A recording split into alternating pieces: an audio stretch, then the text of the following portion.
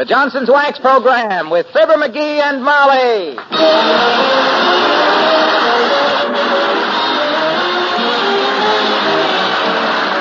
The makers of Johnson's Wax products for home and industry present Fibber McGee and Molly with Bill Thompson, Gail Gordon, Arthur Q. Bryan, and me, Harlow Wilcox.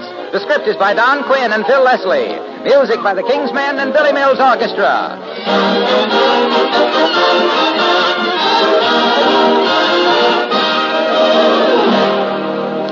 You know, it's a beautiful sight to sit in a room and see the red and green lights of a Christmas tree reflected softly in the luster of well-polished furniture. It makes the room warmer and richer somehow. Well, now, your furniture will have the kind of luster that reflects the holiday lights if you polish it with Johnson's Cream Wax. You just rub on a little cream wax, let it dry a second or two, and then polish lightly. The surface will actually glow. Dust and dirt won't stick to your furniture or light-colored woodwork, for there's not one single drop of oil in Johnson's Cream Wax. Once polished, all that's necessary to keep that wonderful glow is an occasional light dusting. Clean and polish your furniture in one easy operation with Johnson's Cream Wax. Then sit back and look at the warm reflection of those Christmas tree lights in every shining surface. Use Johnson's Cream Wax to bring out the beauty of the home. Look on the bright side, shine up the right side, bring out the beauty of the home.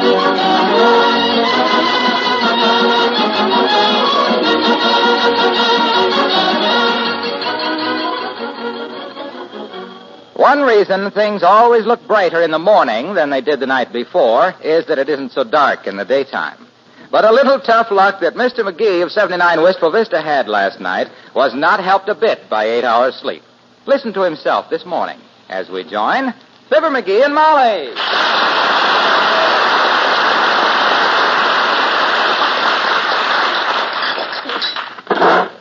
No more breakfast for me, kiddo. I got to get going. Not even another cup of coffee? No.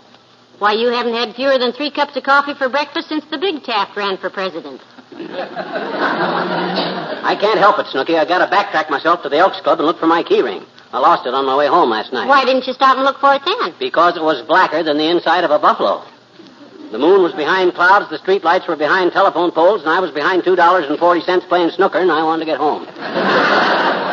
Your key ring? Why, McGee, the key to the hall closet was on your key ring, and all our Christmas presents are locked in the hall closet. I know it, but don't you worry now. I'll find them. I'll just walk back the way I came. Down Oak Street, over to 14th. McGee? Huh? Have you looked out the window this morning? No. You know I can't stand the sight of daylight till after I've had my coffee. Yes, I know. I sent Maxwell House a Christmas card in care of Burns and Allen. Good. But take a peek out the window, sweetheart. I haven't got time, baby. I got to look for my key ring, so... Oh, my gosh. Snow. 3 feet of it. It just stopped snowing a little while ago. Isn't it beautiful? Beautiful? With my key ring, with the key to the hall closet, with all our Christmas presents locked in it, buried under it? Why, it's horrible. Well, I got to get going anyway. Dad, Brad, where's my overcoat? Where's my mittens? See if you can find my overshoes. What are you going to do? Your key ring is under 3 feet of snow. I'll find it if it's under 44 feet of French fried frog legs. I'll shovel the sidewalk clear down to the Elks Club, or clean down to the Elks Club, as the case may be. Now, I'll find the dad. I hope that's Foggy Williams, the weatherman. And if it is, kiddo, you'd better leave the room. I got a few choice remarks to make there. Now, the weatherman can't help it if it snows. He can predict it, can't he? So people will be prepared and not go losing their key rings the night before. But, darling, he did predict it. Well, who believes him? My gosh, if I ever thought it was... Come in. Hi, Miss McGee. Gee, isn't this wonderful? 4 feet of snow. 3 feet. Well, I bet you it would be up to my hips on you, I bet you. Oh, boy, can us kids ever have fun now, though, ever? Fun, Pata. Well, Teeny, it's nice to see you. Hand me my sweater, will you, Molly? Thanks. Now, where's my muffler? Gee, don't Mr. McGee like snow, Miss McGee? Don't you, Mr. McGee? Don't you? Look, sis. Snow is beautiful. In a photograph of Mount Whitney taken from 45 miles away. It's beautiful to a grizzly bear that's been hibernian for the winter in a cave somewhere. But underfoot and down your neck and up your sleeve, you can have it. Where's my overshoes? Hey, Mr. McGee, if you're going past my house, come on in because we got a surprise for you. The kids and me. You know, Johnny and Kenny and Buddy and Ratty are practicing our Christmas carols. Yeah, look, Teeny. Hmm? Some other time I'd love to stand around in my overshoes and hear the exciting news about you and Kenny and Ratty and all them other... Buddy and Johnny. Yeah, but I got to work today. So if you'll excuse me, I got to go shovel some snow. Oh, my daddy can't shovel snow. He's got his arm in a cast. He cut himself shaving.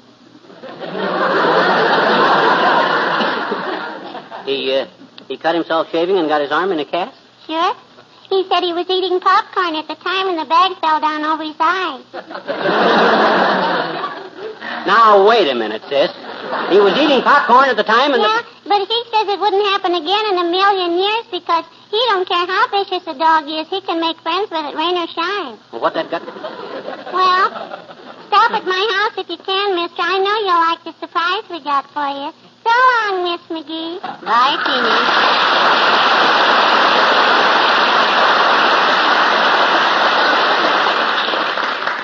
If I walk kind of lopsided, kiddo, it's because I think I just had my leg pulled. Well, here I go, Tootsie. I think you were a little rude to Teeny McGee. My goodness, snow is just what children love at Christmas time, and she was so happy at having this surprise for you. Surprise my clavicle.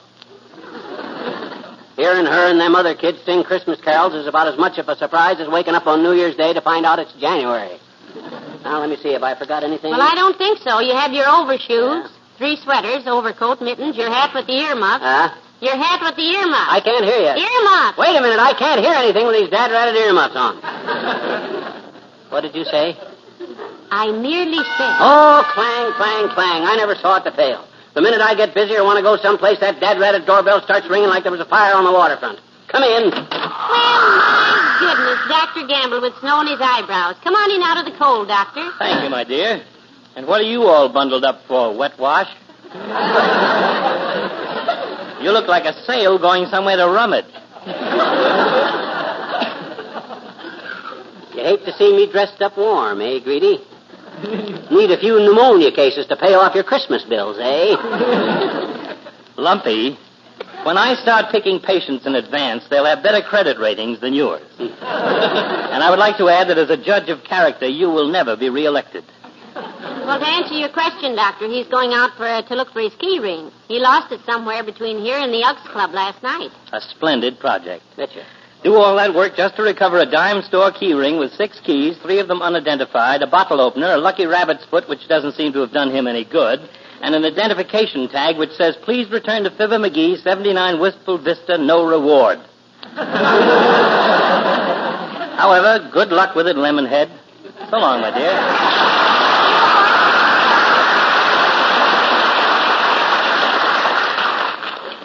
That big old fraud with the little black bag wouldn't be so quippy if he knew that key ring held the key to the hall closet and all our presents were in there, including the one we're giving him. Hey, I better get going. I gotta find that key ring. Say, couldn't we just get a locksmith to open the door for us? Nope, all closed. Holidays. Take the hinges off the door. I thought of that. With our hall closet, it's too dangerous. You gotta have the key. It's gotta be so you can twist the key, turn the knob, and leap back. Well, here I go, kiddo. Into the wild white yonder. My hero.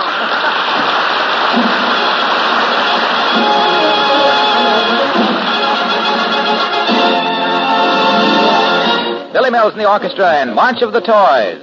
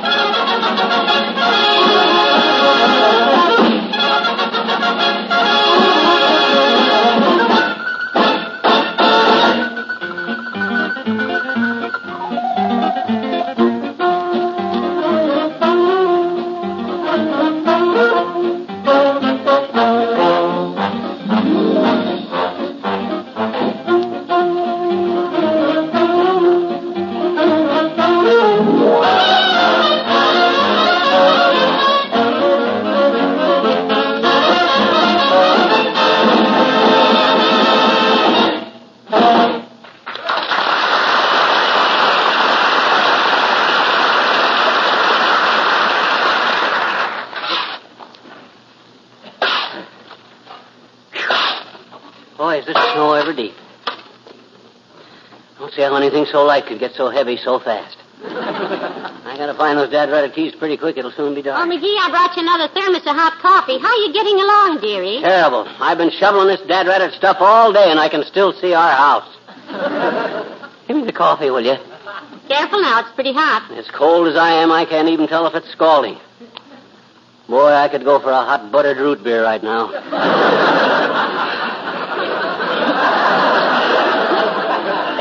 Oh, look, McGee, look who's coming, the weatherman. Yeah, walking around gloating, is he? If this is his idea of a practice... Hello, Mr. Williams. Hi, Foggy. Well, Mr. and Mrs. McGee, I'm glad to see you. Have a cigar, Mr. McGee? A cigar? Why, thanks, Foggy.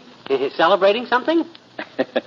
Can't you guess? You don't mean... Oh. Why, Mr. Williams, have you and Mrs. Williams had... No. Mrs. Williams had nothing to do with this. Huh? This is my own snowstorm. I predicted it all by myself. Predicting weather must be fascinating work, Mr. Williams. No, thank you, I don't smoke cigars. Oh, excuse me. Yes, I had rather an interesting time out west last summer, experimenting with making weather. Well, if you can unmake it, boy, you and me have got a deal cooking.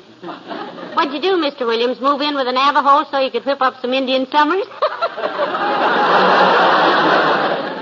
No.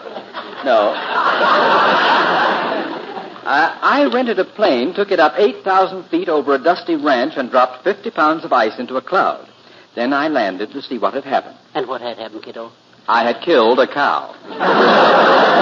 Heavenly days, how unfortunate. Oh, it really was. The rancher was standing there, and he said if the ice had landed 3 feet to the left, it would have killed his son-in-law. What was so unfortunate about that? Well, the son-in-law was a worthless lad, but the cow was valued at $600. Well, I must get down to the office. My assistant is watching the instruments down there, and he just called to report a rise in temperature and a warm front. Oh, just what does that mean, Mr. Williams? It means he should turn around and stand with his back to the fire for a while. Well, Merry Christmas to both of you.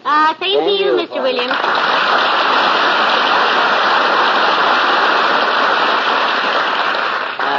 Back to work, peasant.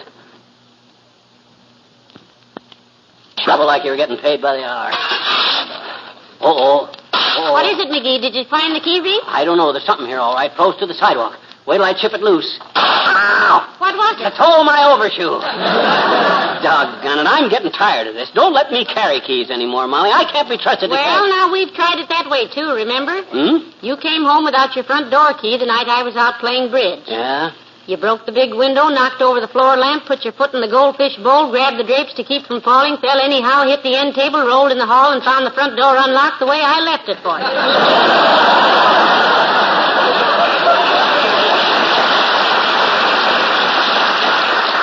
Yeah, but I was only trying Hello there, Molly. Hiya, pal. Hello, Mr. Wilcox. Pull up a snowbank and sit down. Hi, Junior. Oh, boy, what a day this is. This really feels like Christmas. I love a good... Hey, wait a minute. Aren't you a little lost, pal? Your house is down the street there. I know that, Junior. Relax. I lost my keyring last night coming home from the Elks. It snowed all over it, so I'm looking for it with a snow snow. Oh, I see. Yeah. Any further questions? One more question. Why didn't you clean off your own sidewalk? Yours is the only house on the block with snow in front of it. I looked on our sidewalk last night, and the keys are not there. There's no use shoveling through a lot of snow that I know my keys and ring isn't under. There's plenty between here and the Elks that I don't know whether my keys are. You know, he's always very efficient, Mr. Wilcox. Well, I'd like to stay and help you, pal, but I'm busy just walking around getting that old Christmas spirit today. Gee, I love this time of year. Oh, me too, Mr. Wilcox. Everybody's sending cards and buying presents. And locking them in hall closets. Christmas trees all lighted up, wreaths in all the windows. Snow all over my keys. You know, to me, Christmas and New Year's Day are real Johnson's wax holidays. To you, Mr. Wilcox, so are Columbus Day, Easter, and the annual convention of the Daughters of Notary Republics of Western Florida. Also Navy Day and the Kentucky Derby. No. I mean, with the kids home from school, relatives and friends dropping in the house, the spirit of hospitality is really at its peak at this time of the year. There's a hand clasp at the door, a smile on the face, and a glistening, gleaming welcome from even the floors and furniture. Ah. You know what I mean? Well, if we don't, we've wasted a good 13 years.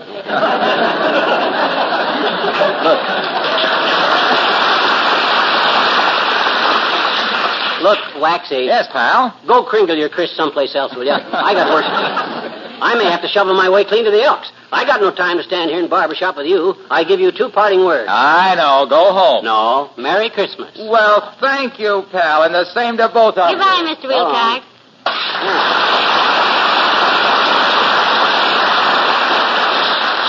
Too bad we don't have another shovel, or I could help you out a little.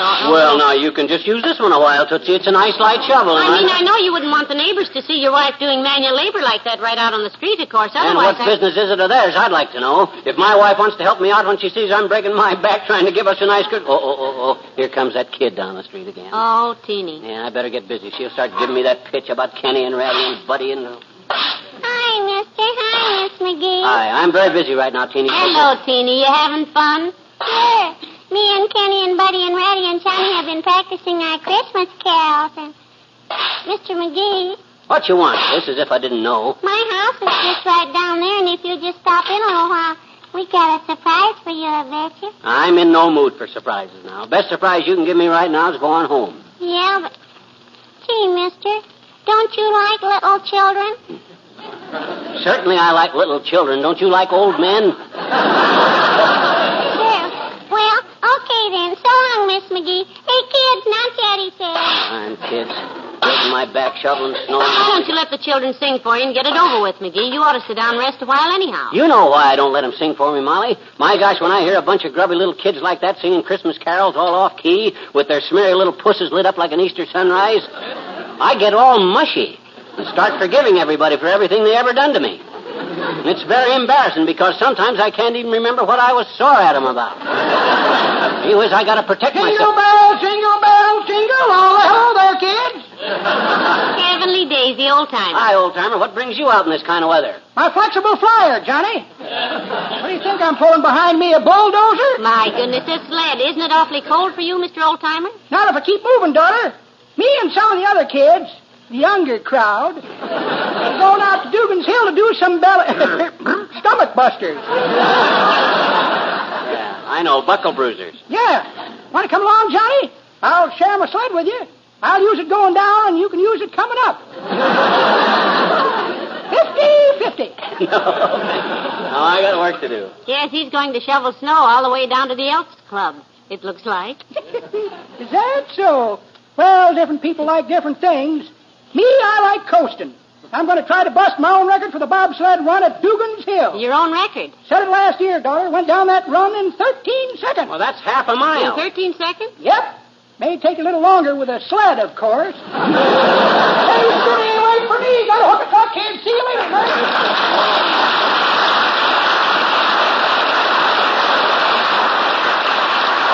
Come on, dearie, let's go home. You're worn out and it's too dark to see anymore anyhow. I guess so. What a break. All our Christmas presents locked in the hall closet and no key. How do I get into these messes anyhow? Well, I don't know, but you do it so easily, dearie. Come on, let's go home. Okay, I'm wore out. I'm beat like the seat of a jockey's pants. I'm as bushed as the left-hand Smith brother. And no, dearie. I'm sorry. Here, now, let me carry Mr. William's snow shovel a while. Oh, throw it in the snowdrift. My gosh, what kind of a cheap snow scoop is that anyhow? Can't even find a ring of keys with a cheap thing. Well, who's that crossing the street? Why, McGee, I believe it's Mr. Wimple. Yeah, Wallace Wimple. Hi, Wimp. Hello, Mr. Wimple. Hello, folks. Well, it's good to see you again, Wimp. Yes, are you looking forward to a nice Christmas, Mr. Wimple? Oh, yes. I had a wonderful time last night, too, Mrs. McGee. Sweetie Face, that's my big old wife. Yeah. Sweetie Face helped out at the kindergarten Christmas party, and I went along. Oh, sounds big time, all right. Yes. She got all dressed up as Santa Claus and came down the big brick chimney for the kitties. Oh. Isn't that nice? Down there. Yes. Somebody lit the most beautiful fire in the fireplace.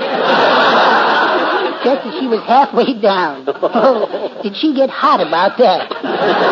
Built a fire while she was in the chimney. Gee, what happened, Wimp? Oh, the kiddies loved it. They did? They'd never seen a Santa Claus with a pack of toys come through the side of a chimney before. Bricks all over the place. Well, I'll leave you here. You're home. Merry Christmas. Merry Christmas, Thank you. Mr. Wimple.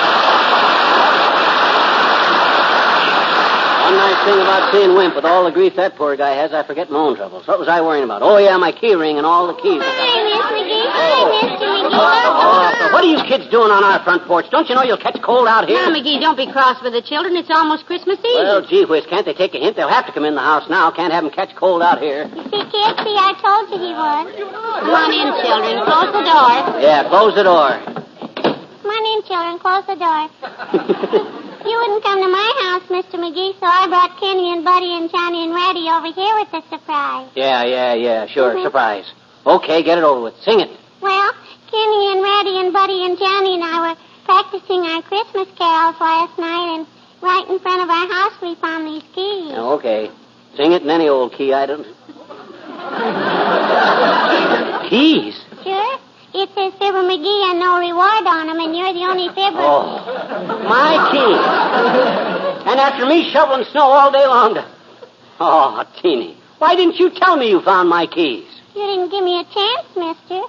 All day long I tried to tell you. Oh, I see what you mean. Well, I'm sorry I was such a melonhead about it, sis, but you know me. I'm apt to be a little grouchier than usual around Christmas time. Gee, why, Mr. McGee? Most people are a lot more cheerfuler, I betcha. Yeah, but Well, I can explain that, Teeny. You see, he's very sentimental. He's got to act a little tough or he goes all to pieces. Now, you take a Christmas carol, for instance. Can you take a Christmas carol, dearie? Huh? Oh, I love 'em. But I don't want people to know it. They might take advantage of me. Go ahead, sis. Sing me a carol. But don't anybody ask me to sign my life insurance over to him right afterwards, because I'll do it. Oh. Okay. Come on, Ratty and Kenny and Johnny and Buddy. A 1 and a 2 and a 3.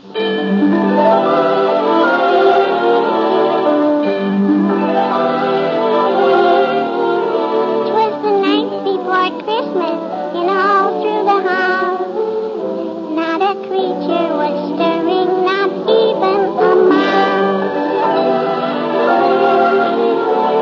The stockings were hung by the chimney with care, in hope that St. Nicholas soon would be there. The children were nestled all warm with their wee little beds, while visions of sugar plums danced in their wee little heads. Mama in her kerchief and I in my cap had just settled down for a long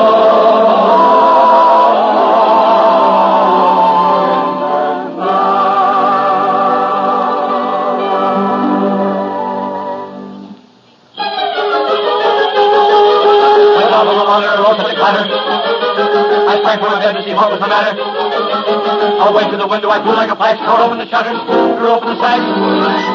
Then, what to my wondering, I should appear but a miniature slave, and a tiny reindeer with a little old driver so lively and quick that I knew right away that it must be St. Nick. All bundled in fur from his head to his foot, old Santa was covered with ashes and soot. I drew in my head and was turning around when down the chimney he came with a bound.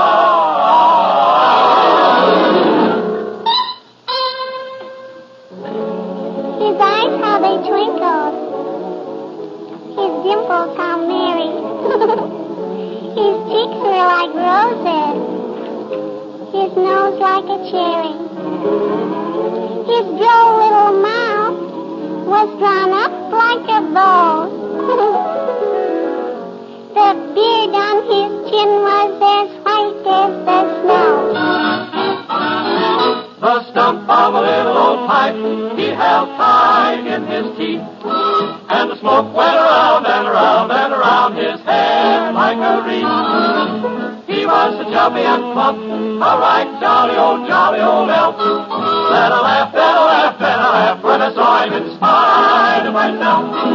He had a broad face, and a little round belly, and shook when he laughed, like a bowl full of jelly. He gave me a wink of his eye, and the twist of his head. A chuckle and a smile I knew all the while I had nothing to dread. He spoke not a word, but went straight to his work and filled all the stockings. Oh, boy. Then turned with a jerk, and laying a finger aside of his nose, And giving a nod up the chimney he rose. He sprang to his sleigh, to his team gave a whistle, and away they all flew like the down of a thistle. But I heard him exclaim, and he drove out of sight. Merry Christmas to all, and to all, good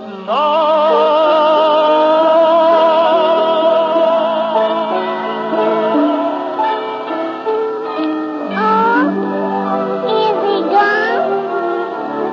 the night after Christmas and all through the house, not a creature is stirring, not even the mouse.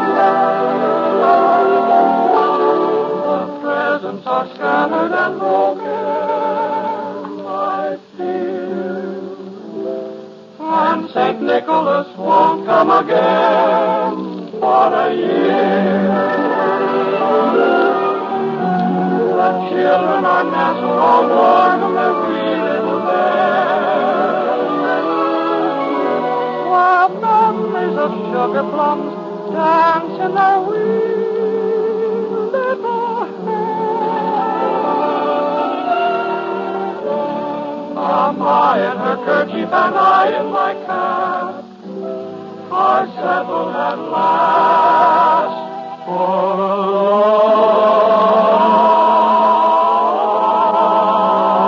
long winter's